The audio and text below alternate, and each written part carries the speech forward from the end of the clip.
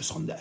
Salut mes groupies, c'est votre cowboy Joss Randall qui vient vous présenter sa 296e chronique, et oui, bientôt la 300e, qui s'appelle cette semaine « Oscillation pendulaire entre déception et espoir ». Je la commence par deux citations, Derby oblige.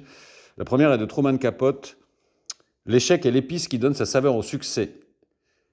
Et la deuxième est de Gérard d'Aboville, dans son bouquin L'Atlantique à bout de bras. La pire des défaites, c'est celle d'avoir refusé le combat. Alors oui, votre cow-boy est de retour, 296e chronique. Après ce derby aller, le retour. Et en ce jour de commémoration d'une bien triste période de notre histoire, lendemain du retour du seul vrai derby de la Ligue 1, mon esprit brinque-balle entre dans une oscillation pendulaire entre une forte déception, de celle qui me rappelle l'effroi des corneilles décollant d'un labour, et une forme de positive attitude par rapport à ce que notre ASS a su montrer, au moins dans l'esprit, mais aussi dans certains principes de jeu qui commencent à se solidifier au stade des ténèbres de nos fumiers préférés. Alors même si le 11 novembre, il est de coutume de commémorer une victoire, cela dit 9 millions de morts, bonjour l'anniversaire, c'est bien d'une défaite de notre ASS qu'il convient de parler aujourd'hui d'abord, une nouvelle fois humiliante pour certains, mais encourageante pour d'autres, chacun se fera son avis. Mais partis en terre ennemie avec une probabilité importante de se faire le coup de la charrette à foin, nos Verts auront à minima fait honneur à leur maillot. Alors Micheline vous dira que ça lui fait une belle jambe, mais c'est déjà ça. Et c'est là qu'arrive l'oscillation pendulaire entre déception et espoir. Chapitre 1, la déception plus forte que l'espoir. Alors, un derby n'étant pas un match comme un autre, je m'en vais vous coller une citation à chaque début de chapitre, ça vous apprendra à écouter aux portes. Je l'ai emprunté à Jack E. Addington, n'acceptez jamais la défaite, vous êtes peut-être à un pas de la réussite. Ce 125e derby OL-ASS n'aura pas atteint des sommets footballistiques, c'est un fait.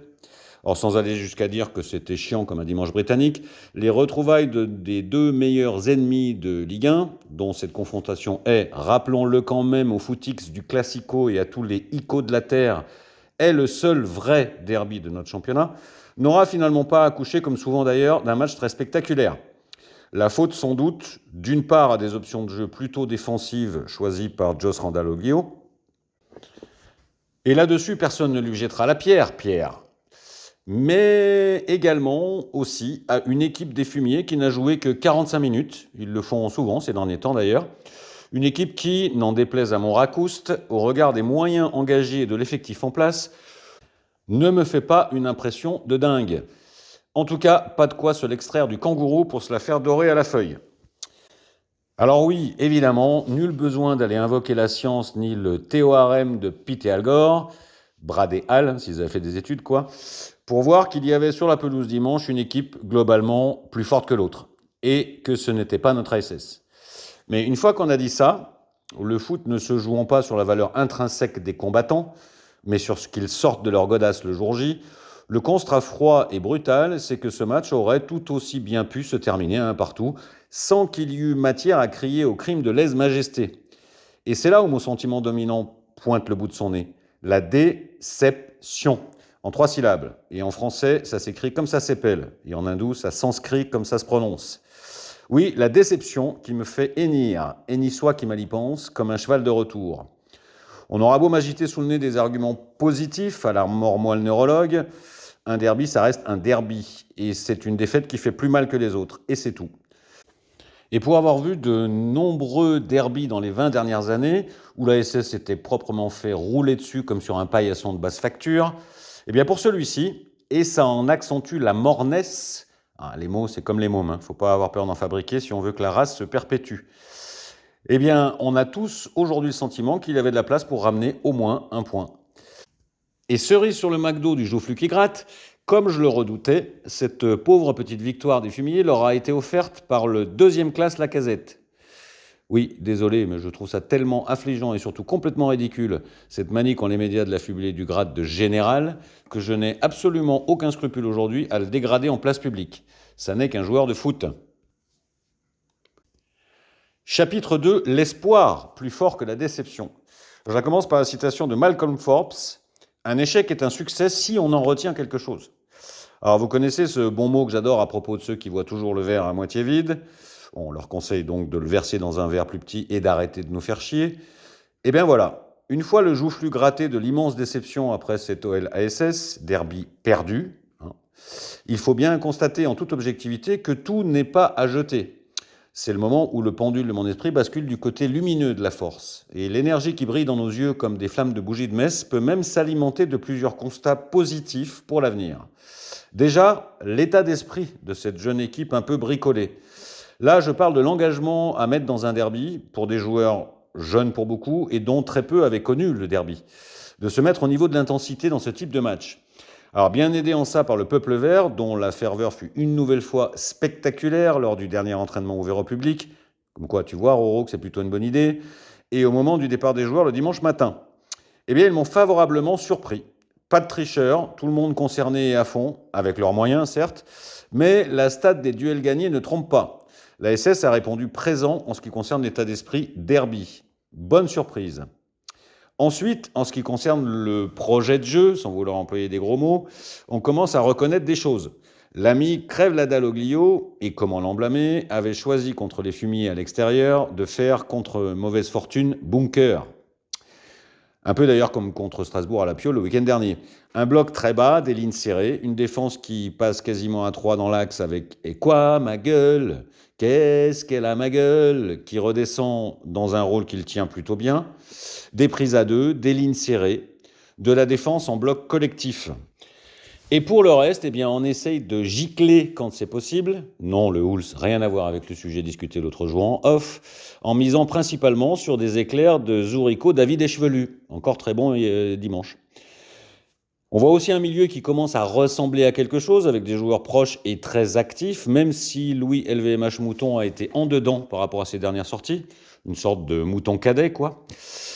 La bonne surprise fut une nouvelle fois dans la prestation de Bouchoirie Potter. Pour moi, homme du match à la SS. Mais ce constat d'espoir ne doit pas masquer les zones où il reste vraiment du boulot. À commencer par le côté droit, Ivan le franc-maçon et Boaki profite le crime, catastrophique dimanche. Concernant le premier, je lis partout que Denis est tout le temps battu à pied de couture, mais je ne vois pas en quoi aujourd'hui Ivan le franc-maçon est meilleur que lui. Quant à Boaki profite le crime, c'est ma grosse déception. J'avais bien aimé son entrée contre Lens et me disais que c'était une alternative positive, possible, à cette fraude de Cafaro des temps modernes.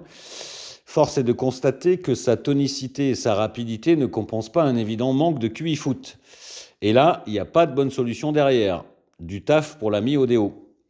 Enfin, l'autre idée qui me tracasse un peu le grenier à conneries, l'animation offensive. Alors, on peut déjà interroger, c'est sûr qu'après match, c'est toujours plus facile, le choix de Joss Randaloglio de coller au combat physique avec cette armoire à glace au pied carré de Niakate, le fifrelou Lucas Tassin la demi-lune, qui du coup en a bavé des ronds de chapeau, plutôt que le gros Sissoko Campate.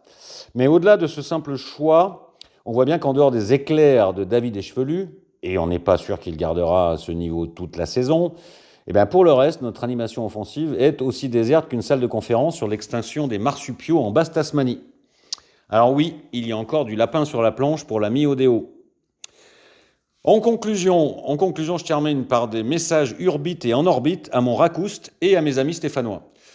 Le premier message est donc pour mon ami Racouste, supporter lyonnais, mais mec bien malgré tout, aussi bizarre que ça puisse paraître, et à qui j'ai promis le retour de la complainte des fumiers un jour. T'inquiète, la guinguette, ça viendra. J'attends juste que l'écart se réduise, c'est-à-dire à partir de l'année prochaine. Bon, Racouste, pour éviter qu'on se fâche pour des broutilles, je passerai sous silence les déclarations d'avant et d'après-match de ton adolescent attardé de propriétaire. Comme dit un pote à moi, j'en ai vu des plus cons, mais ils couraient plus vite. Parce que parler de zone de guerre dans l'ambiance actuelle autour du foot pro pour parler de l'ambiance d'avant-match me laisse penser qu'il ne faudra pas trop compter sur lui pour trouver le prochain vaccin à ARN messager. Comme disait le regretté Michel Colucci, dit Coluche, pour les plus jeunes, de tous ceux qui n'ont rien à dire, les plus agréables sont quand même ceux qui se taisent. En tout cas, je pense qu'au lieu d'exhorter les foules à humilier la SS, il ferait mieux de se creuser le bol pour trouver des moyens d'éviter le dépôt de bilan de l'OL, car c'est bien de ça dont on va reparler très bientôt. Mais pour revenir au match, tu as emporté la première manche, dont acte. Mais comme disait un chef indien de ma connaissance, je te garde un chien de ma Cheyenne pour le match retour à Geoffroy Guichard. Et pour mes amis stéphanois, eh bien gardez la foi. On est loin d'avoir le cul sorti des ronces, mais avec cet état d'esprit et des renforts en décembre, on s'en sortira.